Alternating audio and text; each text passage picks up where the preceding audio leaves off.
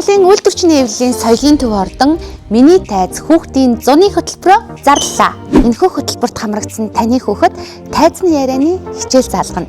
Ингэснээр өөрийнхөө насанд тохирсон шүлэг өгүүлэлтийг тайзны дээрээс мэрэгжлийн төвшөнд үзэгчдэд уншиж сонирхол сурах юм. Мөн хамт олонныхоо дунд манлайлах, олон хүний өмнө лекц тавих, тайз болон дэлгэцийн хөтлөлт хийх ур чадварт суралцсан. Мөн таны хүүхэд жүжигчний хичээлд хамрагдана.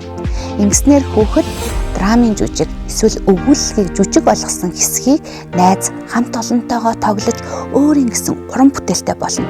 Тэр байтугай нэг хүний, хоёр хүний бэсрэг жүжигүүд төр ажиллана гэд бадтаа. 45 хоног суралцахтаа хүүхдүүд маань найзтай, хамт олонтой, мөн бүрэг ичимхийгээ таягдан хаяад өөртөө ихтэй болно. Авьяас чадвараа улам их хөгжүүлж өөрийгөө танихаас гадна сертификат гардан авна. Хамгийн гол нь уран бүтээлтэй сурсан мэдсэн зүйл аримтай төгсөх юм аа. Өөрөөр зөвхөн зуны хугацаанд л явагдаж байгаа учраас хоёрхан анги авна.